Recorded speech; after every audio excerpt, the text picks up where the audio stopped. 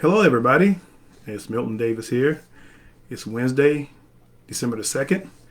I hope everybody's been taking care of themselves and staying sheltered and doing what they need to do to stay safe. And it's been a while since I did a reading. Took a month off. I thought I needed a break. Thought you guys needed a break from me.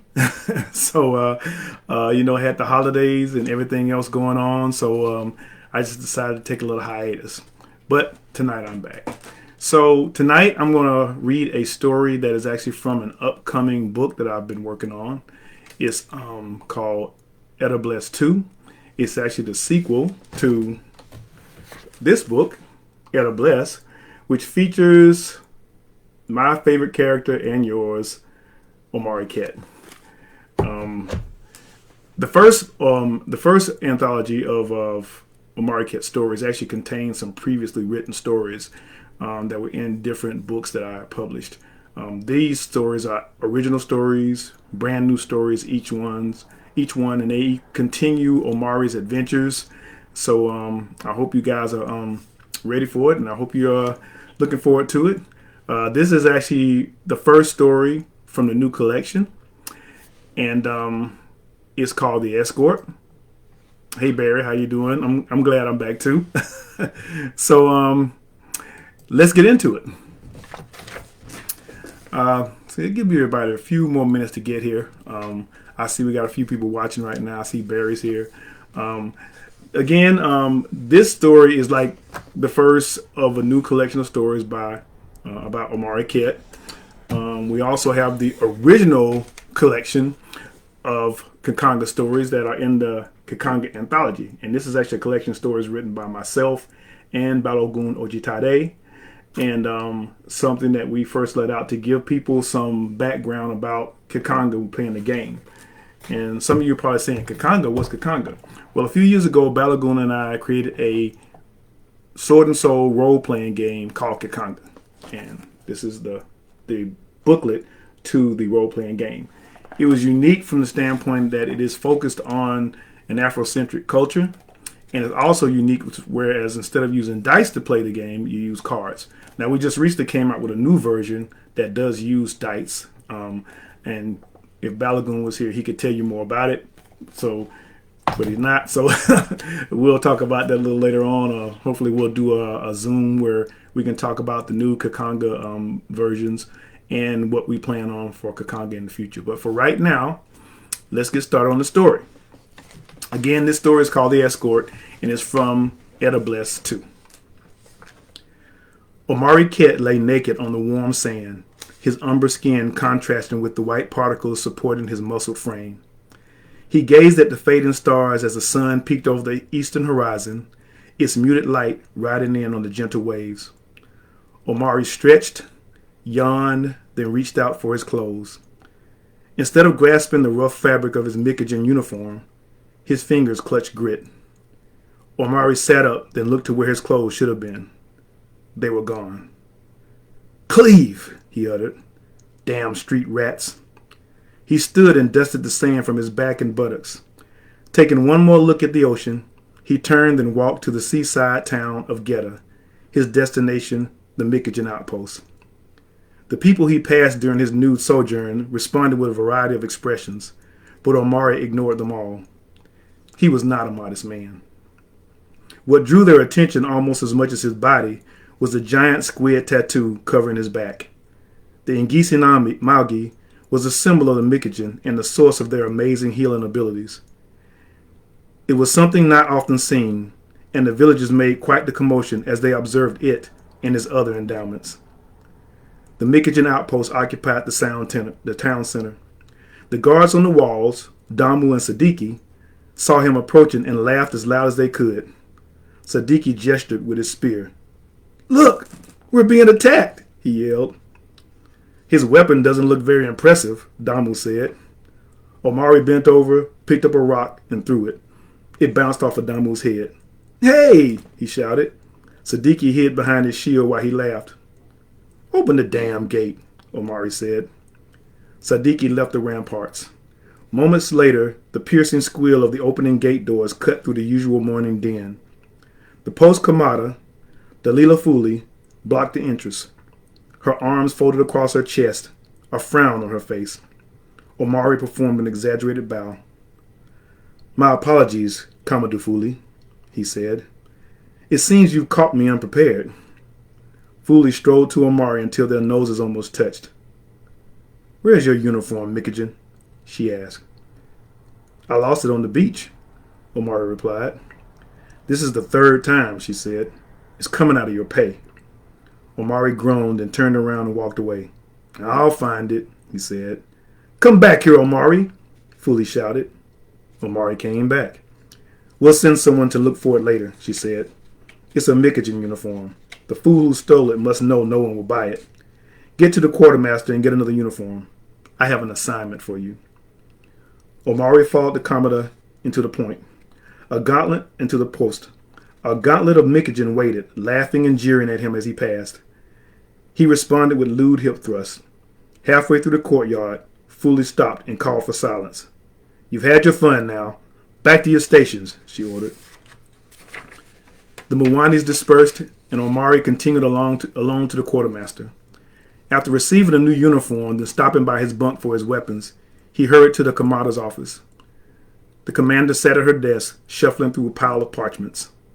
"Sit," she said without looking up. Omari sat on the stool before the desk. Fuli pushed the papers aside, then looked directly into Omari's eyes.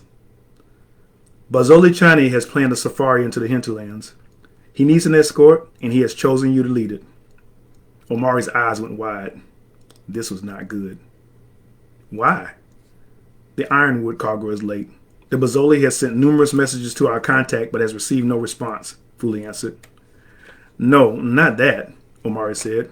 "Why did he choose me to lead the safari?" "I don't know," Fuli replied. "He usually doesn't get involved in such details, but this time he insisted. Maybe he saw you naked and was impressed. I don't know." Someone he knows has," Omari whispered. "What?" Fuli asked. "Nothing." The commodore returned to her parchments. "Pick your Mwanis. You will meet the Barzoli at his compound at first light, tomorrow." Omari left the office and returned to his bunk. He fell asleep until he was summoned for guard duty. Despite his rank, everyone did duty and chores. As he paced the ramparts, he mulled over the Barzoli's summons. Did he know? If so, their safari wasn't going to be pleasant. But if he really did know, why go through the charade? Just have him reassigned to a shithole town or send him to Ox. By the time Omari's shift ended, he was aggravated. He marched into the mess hall and stomped his foot for attention. "I'm forming an escort to accompany Barzoli Chane to the hinterlands. I need 20 Mwanis. Sadiki, Duna, Kadira, and Adia are coming with me." Kadira's eyes widened and narrowed as she glared at Omari. She was not a Mikajan, but a Hasedi archer that had come to the outpost looking for work. She and Omari had a history together, which was why she chose Geta. "The rest who wish to go, submit your names in my box. I'll take the first 16, Omari finished. The Mwanis hurried from the mess hall. A safari meant extra pay, a rare opportunity for a post like theirs. Omari strode over to Gadira and Adia. Sadiki and Duma came and sat with them. "What's the plan, boss?" Duma said. "We'll divide the Mwanis into two groups," Omari replied. "Duna, you'll lead the vanguard. Sadiki, you'll take the rear. Kadira, Adia, and I will tend to the Barzoli."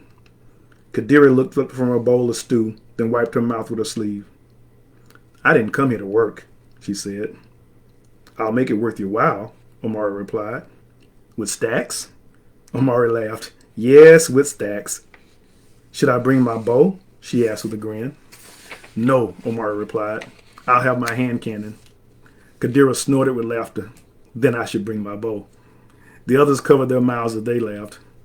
"Well, that's settled then," Omari said. "We'll leave at daybreak." Omari sat with his friends and enjoyed a bowl of stew before returning to his bunk for a night's rest. Omari woke from a fitful sleep. He tossed his blankets aside and cursed as he dressed and armed.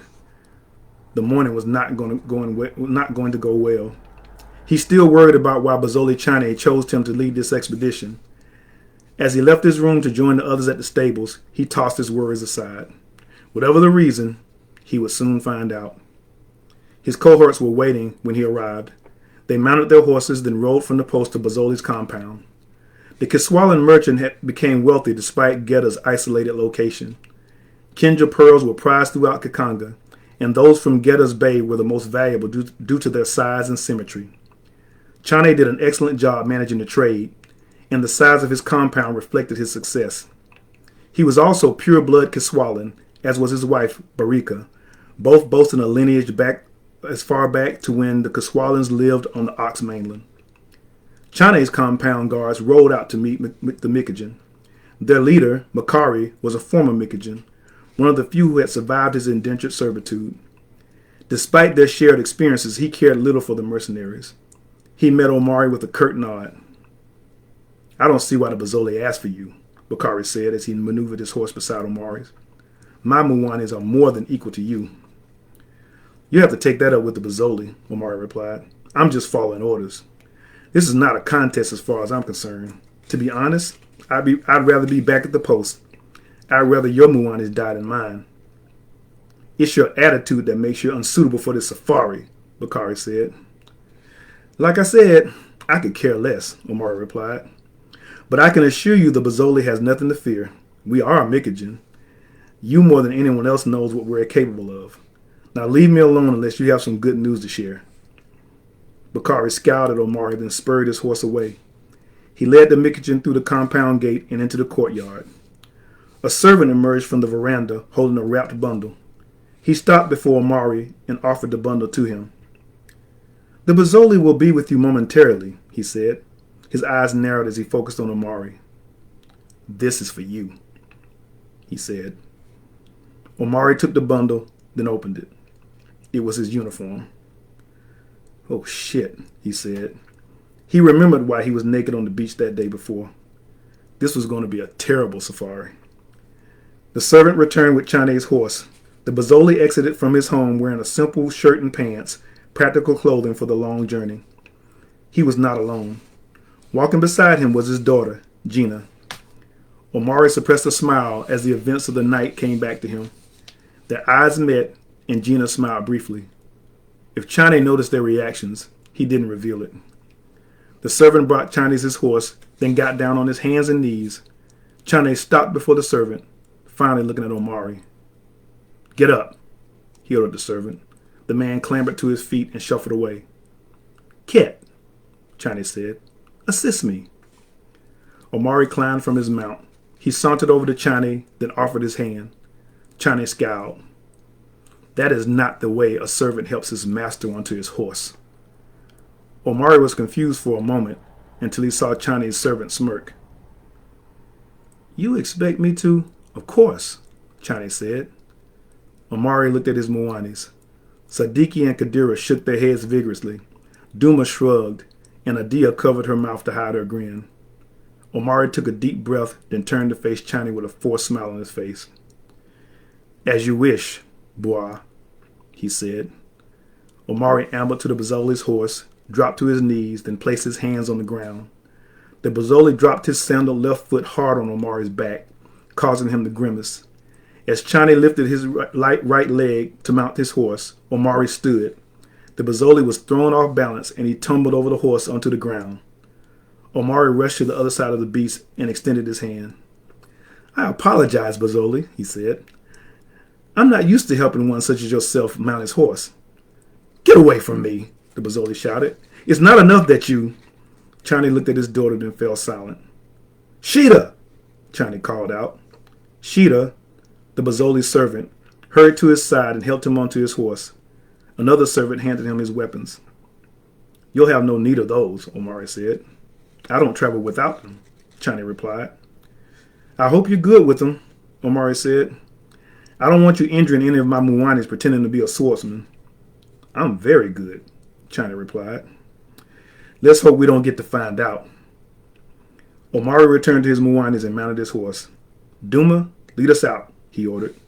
Duma rallied his Muwanis, then led the way out of the compound. Omari, Kadira, and Adia flanked the Bozzoli.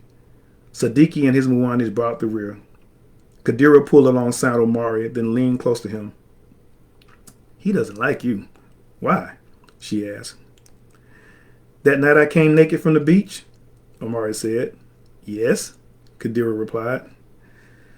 I was with his daughter, Omari said. Kadira closed her eyes. By the cleave, Omari. It was her ideal, not mine, he said. I met her at the market. She said she wanted to see the moon rise and she needed someone to protect her since her guards had already returned to the compound. She said she would pay well. And did she? Omari frowned. No, I wanted stacks. She had other intentions. We sat on the beach and drank palm wine most of the night. At some point, I passed out. When I woke up, she and my clothes were gone. Kadira rolled her eyes. So you want me to believe she took off your clothes by herself and you fell asleep before anything happened? I took off my clothes, I think, Omari said. But I'm sure nothing happened. I know you, Omari, Kadira said. Omari grinned. Yes, you do. Kadira grinned back. Let's not go there. I believe you because you have never been silent about your escapades. But please don't anger Chani any further. Our pay depends on it. I'll try not to, Omari said. It depends on what he does next. No, Omari, it depends on how you react, Kadira said. He's a Bazoli and a Kiswalan. No matter what happens or how it happens, he's right. Kadira sighed. I still wonder how you became third rank. Everyone in front of me is dead. That's how, Omari said with a smile. Well, let's make sure no one else gets promoted during this expedition, okay? Omari laughed. I'll try. The expedition rolled through the town, then into the bush, traveling until dusk. Duna led them to a decent clearing where they set up camp and prepared for darkness. Chane's servants pitched an elaborate tent for him, then prepared his food as the Bazoli practiced with his sword. Omari observed him as he cleared a spot for himself to sleep for the night. Chane moved as if he had some experience, but swinging a sword was very different from fighting with one. Chane suddenly looked at Omari. Shit, Omari said as he looked away, hoping the Bazoli didn't notice. Cat, he said, come and bring your sword. I must make sure my Mwanis are prepared for the night, Omari replied. I'm sure this is not their first time on safari, Chani said. Come, I need to practice. Omari sighed as he picked up his baldric, slinging it over his shoulder. When he looked up, Kadiri and Siddiqui stared in his face. Go easy on him, Siddiqui advised. I will, Omari replied. We mean it, Kadira said. Both of you are overstepping your rank, Omari replied. The Bazoli wishes to practice, and I will oblige him. Omari sauntered to the Bazoli, then nodded. I should tell you, the Bazoli charged Omari, swinging his saber with practiced skill. Omari dodged and sidestepped as he attempted to draw his own sword, cursing as he did so. When he finally freed his blade and tossed his baldric aside, the momentum shifted quickly.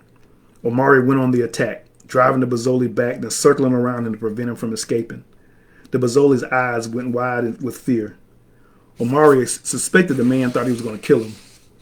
Omari considered it after that sudden attack, which was meant to kill him, or at least maim him. But as Kadira said, they needed the stacks. He backed off, allowing Chani to regain the advantage. He feinted, blocked, and dodged until he tired the Bazoli out. You have some skill, Omari said. Nothing compared to you, Chani admitted. For a moment I thought you might harm me. Omari smiled. You're the Bazoli. I would do no such thing. If only you had been kinder to my daughter, Chani said. I did nothing to your daughter, Omari replied. Then why did she come home in the middle of the night crying with your clothes? She was embarrassed. Omari saw Chani's finger tighten around his sword hilt. Embarrassed? How? Omari lowered his head, then pinched the bridge of his nose before answering. She was embarrassed because I got too drunk and fell asleep, Omari finally said. Nothing happened between us. And if you had not fallen asleep, Chani asked, then you would have a reason to be angry with me. Chani let go of his sword and stabbed at Omari with his finger. You should know your place, Mikajan. Omari shrugged. I do.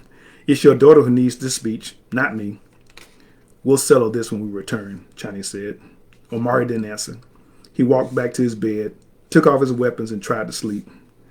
This was really going to be a long safari. The morning brought clouds and drizzle, a sign of the approaching rainy season. After a quick meal, the travelers broke camp and continued their safari. Duma sent 2 riders ahead to scout the trail as the others settled into the monotony of the road. The clouds cleared and the sun emerged, burning away the dampness. A thick fog covered the road and haunted the bush, making it hard to see. Omari was nodding off on his horse when he heard shouting. A rider emerged from the fog ahead. It was one of the riders Duma sent ahead. Fear gripped the rider's face, and there was blood on his uniform. "Watu Machanga!" the rider shouted. "Watu Machanga!" Change rode up to Omari. "Sand people? That's impossible. We're too far south for their likes to..." The bush around them exploded with ululations. "Swords!" Omari shouted. "Defensive formation!" The Mikijan riders maneuvered their horses into a circle as metal spears streaked from the woods. A few riders were hit and fell to the ground. Sand Mwanis appeared covered with white cloth and leather armor, their curved swords held high to decapitate the fallen. They were experienced in fighting Mikijan and knew that decapitating the mercenaries was one of the few ways to keep the Ngisi Malgis from healing them. However, they were unprepared for the Malian war horses. The beasts leapt between their wounded riders and their assailants, beating back the attackers with their hooves and their bodies. Omari was about to ride into the fray until Chani called out. "No, Omari," he said. "Your duty is to protect me." "That's what I'm about to do," Omari said. "A dead person isn't a threat to anyone." The Watu Machanga ran toward the Bazoli. The Watu Machanga running toward the Bazoli jerked stiff as an arrow pierced his forehead. Kadira appeared moments later, reloading her bow. "He's right," she said. "We'll handle these bandits." Another cry rose from the bush, one that was not of human origin. Omari spun in his saddle in time to see a hulking mass rushing toward him. He was bringing down his sword when the thing slammed into him, knocking him from his horse. He blacked out for a moment. When his eyesight returned, the thing had Chani on his shoulder and bounded away into the bush. Chani's servant lay dead, his head a few feet from his body. The Watu Machanga followed the creature into the bush. The attack was apparently a distraction to claim the real prize, Bazoli Chani. Omari's commanders gathered around him as he walked to his horse. "Omari, we have to go after them," Duma shouted. Omari watched the creature carry Chani deeper into the bush. "He's a Bazoli. It's our duty to protect him," Siddiqui said. The beast bounded up a hill, carrying Chani as if he was a child. Omari did not move. "We can't let this happen," Adia argued. Kadira jumped from her horse, sauntered up to Omari, and stood beside him, her bow in her hand. "Whether we deliver the wood or not, if we return without Chani, we don't get paid." Omari looked at Kadira. The beast had halted at the crest of the distant hill. "Can you hit him from here?" Kadira loaded her bow, then pulled back the bowstring as she raised the bow, then let the arrow fly. The arrow struck the creature in its thigh. It howled as it tumbled out of sight, taking Chani with it. "Good shot," Omari said. He swept his eyes over the others. "Mount up," he ordered. "Let's go get our pay." "What about the wood shipment?" Kadira asked. Omari looked at her with a frown. "What do you want me to do? Save the Bazoli or find the wood?" "We can do both," Kadira said. "Send Duma and his Mwanis ahead to find the shipment. The rest of us will go after Chani." "I don't like it," Omari said. "We're splitting our forces." "We'll locate him and whoever has him," Kadira said. "If we're at a disadvantage, we won't attack until Duma joins us. If it's still too dangerous, we can send word back to Commodore Fuli for reinforcements." "That's a good plan," Omari said. "I know," Kadira replied. Omari looked at the others. "You heard her. Let's go." Duma gathered his Mwanis and rode ahead. Omari and the others left their mounts with 2 Mwanis. The rest followed Omari and Kadira into the bush. "I'll take 2 Mwanis with me and take point," Omari said. "I should do that," Kadira replied. "You're the commander." Omari laughed. "You and I both know who's really giving orders here. Everyone else does too."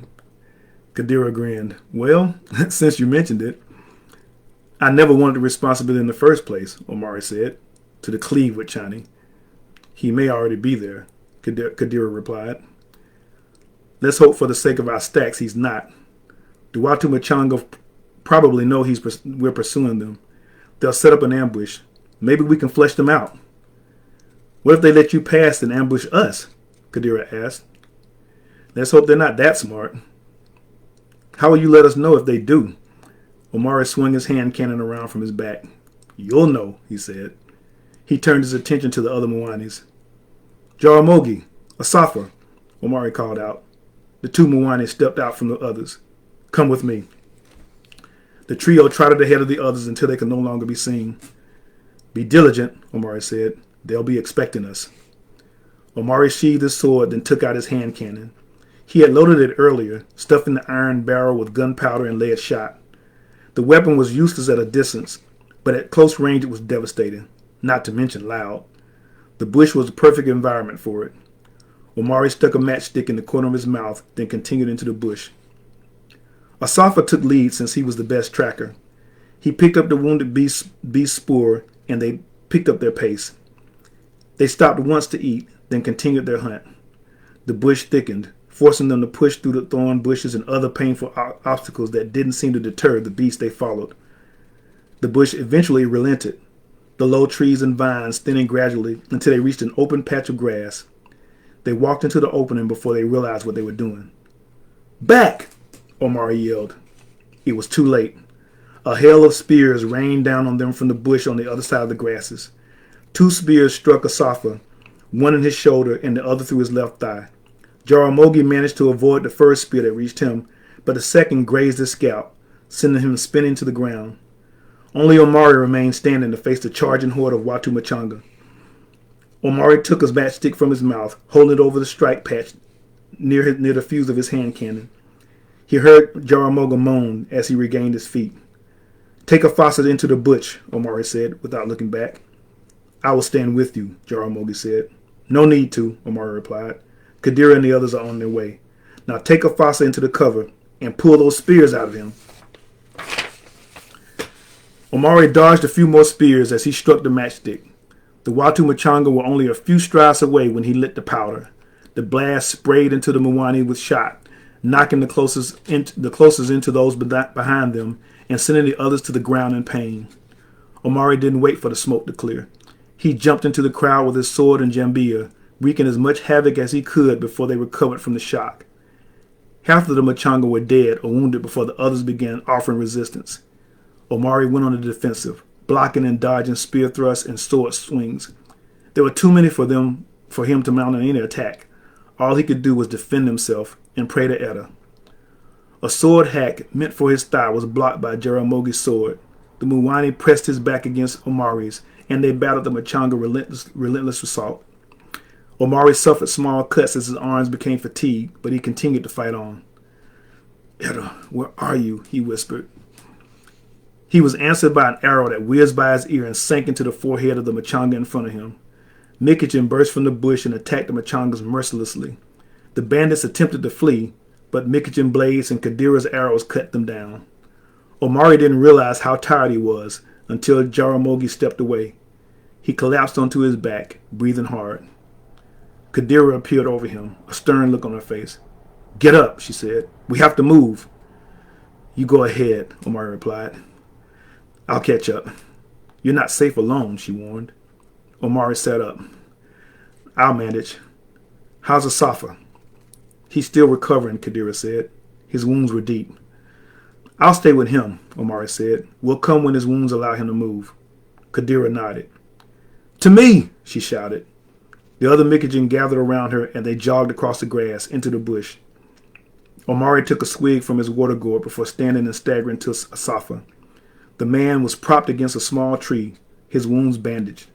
Omari could see the glow emanating from around the neck of his shirt, indicating that Ngisi Malgi was hard at work. How much longer? Omari asked.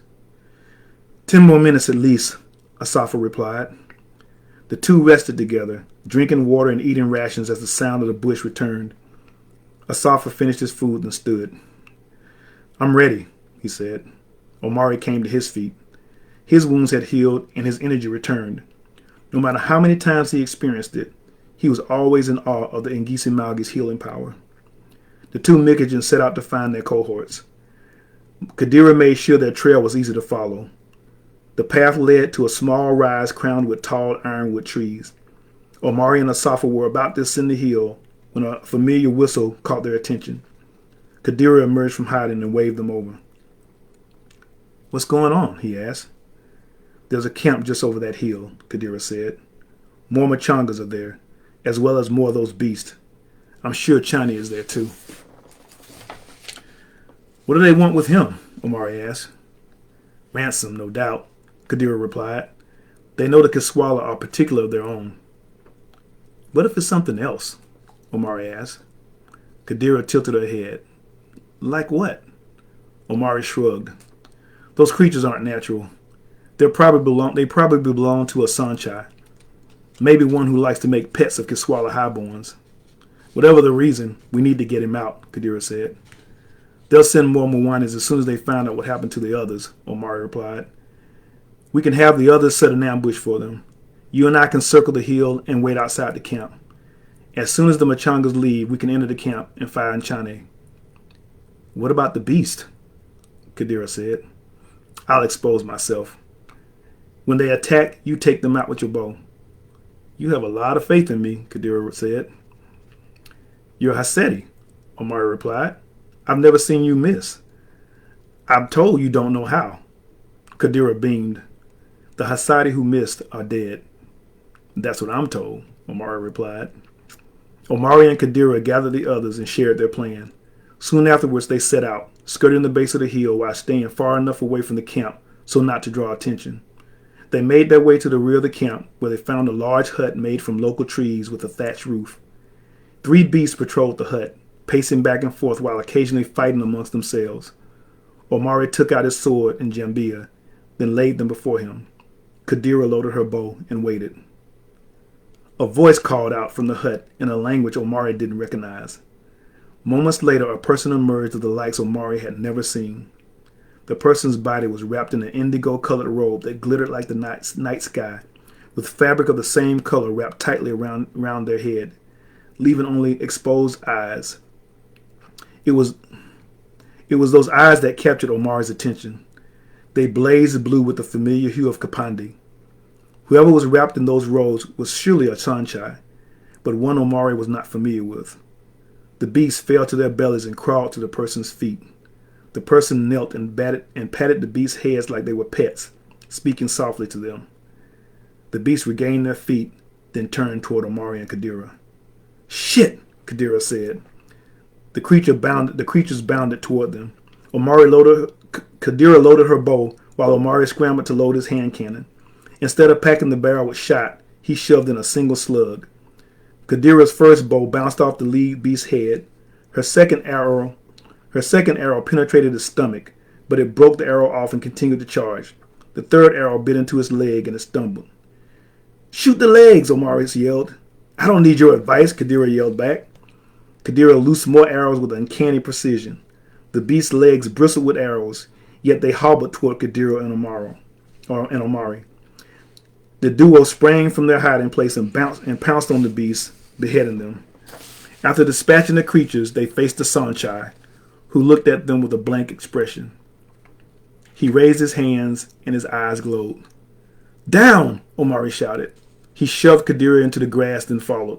Blue light engulfed them, searing heat flashing across Omari's back. His Ngisi Malgi deflected the brunt of the boat, but his nose filled with the smell of his burned flesh. The grass and trees around them blazed. Omari lifted Kadira from the grass and pulled her into the open. The Sanchai strode toward them, his eyes glowering. He raised his hands again, but Omari was faster. He lifted his hand cannon, lit the powder, and fired. The slug smashed into the Sanchai, blowing off his right arm. The wounded Sanchai let out an unnatural scream that caused Omari to cover his ears and close his eyes. When he opened them, the remaining beasts and Machangas were running toward the Sanchai's aid. "Let's go!" Kadira shouted. Omari and Kadira sprinted into the bush. The beasts and Machangas chased them, closing the gap with every step. Omari glanced back, then grimaced. If they could only make it back to the others. A Mikajan war chant greeted them as they rounded the hill. Not only were they greeted by their cohorts, they were met by Kamada Fuli and the full Mikajan garrison. Omari and Kadira turned to face their pursuers as their comrades surged by them. Although greatly outnumbered, the beasts and Machangas attacked. They met the full fury of the Mikajan and were brutally decimated. Omari and Kadira collapsed onto the ground, exhausted. Omari watched the Kamada shout out orders to secure the area before marching up to him. "Where's Chane?" Omari climbed to his feet and gestured. "Follow me." Omari and Kadira led Fuli and the others into the camp. The Sanchai lay dead, the ground around him stained with purple blood. Kamada knelt beside the corpse, then stuck her finger into the blood. She rubbed her fingers together. The liquid turned blue. "By Etta," she whispered, "what are you doing here?" Omari was puzzled by the Kamada's words. "What do you mean by that?" Fuli didn't answer. She pushed by Omari and entered the hut. Moments later, she emerged, a stunned look on her face. "Is Chane inside?" Omari asked. "Yes," Fuli replied. "He's dead." Omari stepped toward the hut, but Fuli raised her hand to stop him. "I just wanna—" "No," Fuli shouted. "Obey my orders and stay where you are." Kamada's eyes swept the Mikajan. "Bring all the bodies and pile them near the hut. When you are done, gather enough straw and wood to make a bonfire. We'll burn everything." "Even Bazole Chane?" Kadira asked. "Everything," Fuli repeated. The Mwanis did as they were told. They were ordered. Omari and Kadira exchanged glances as they worked. Something wasn't right about all this. Once the fire was at full blaze, the Mikajan marched back together and retired to their outpost. Omari was grateful to be back. He went to the bathhouse, stripped off his clothes, and scrubbed the battle filth from his skin. Afterwards, he went back to his room and waited to be summoned by the Kamada for an assessment of the safari. But that never happened. Days passed, but still the Kamada did not ask for a review. Finally, the curiosity became too much. On a bright weekend morning, Omari entered the Kamada's office. She was working as always and didn't notice Omari. He cleared his throat for attention. "Ket, what do you want?" "It's about the safari." Fuli placed down her quill, giving Omari her full attention. "What about it? The trade route was reestablished, the ironwood flows, and you were well paid. What else is there?" "You didn't ask for a report," Omari said. "There was no need," Fuli replied. "Why not? What were those beasts? And I've never seen a Sanchai like that in my life." Fuli sighed. "In 2 weeks, a fleet of Dows will arrive. You and every Mikajan here will be reassigned. Once you are reassigned, you will not speak of what you saw in this camp. Do you understand?" "Kamada, why is this happening?" "Did you hear me, Mikajan? Do you understand?" Omari's eyes narrowed. There was more to this. Much more. "I've been a good Mwani," Omari said. "I've done more than enough to deserve an answer. What was it?" he asked. Fuli rubbed her chin. "I can't say," she finally said. "Just hope that you never see its likes again. Now get out of my office." Omari bowed and did as he was told. Kadira was waiting for him. "Well, what did she say?" "Nothing, except we're all being assigned." Kadira gasped. "Why?" "She won't say." Kadira scowled. "I'm going in. I'm Hasedi. I don't answer to her." Omari grabbed her arm. "No, let it go," he said. "If they don't want to tell, I don't want to ask." "So just let it go? Just like that?" "Yes," Omari replied. "Be glad we're still alive." He walked by Kadira. She hesitated, then followed. "Besides, you'll be leaving soon. We have stacks and only a few days to spend. What do you say you and I go to the bathhouse and make some bad memories?" Kadira grinned and wrapped her arm around his waist. "Let's do it," she said. "I'll give you something to tell at your next outpost." "I'll give you something better." Kadira winked and grabbed Omari's butt. "We'll see." Omari did the same. "Yes, we will." They laughed as they sauntered toward the gate. And that's it. Hope you guys enjoyed the Escort. Like I said, it's one of the stories from the upcoming Etta Bless 2. The book will be available probably in February. I still got a few more stories to complete. It's running a little longer than I expected, but that's how my Omari Ket stories do. Again, if you haven't read Etta Blessed, I've got a few copies here. If you know I'm running a holiday special, everything is on sale, and right now I'm having free shipping. If you want to get even deeper into Kekanga stories, you can pick up the Kekanga Anthology by Balogun Ojitade and yours truly. I have a couple of copies here. And I also have another Kekanga novel, Priests of Enku, this is actually the only one I have. So if you want to order this one, you better run and order it soon. You can get everything, order everything from me at my website. I'm going to post it up here in the comments, www.mvmediaatl.com. Our sale, our holiday sale is going on this entire month up until January 1st. You can also check out some of our bundles that we have on sale as well. Those are limited quantities until supplies run out. So if you see something that you like, be sure to jump on it. And once again, this is Milton Davis from MV Media. I hope you enjoyed my story, and I'll see you again next Wednesday. Take care.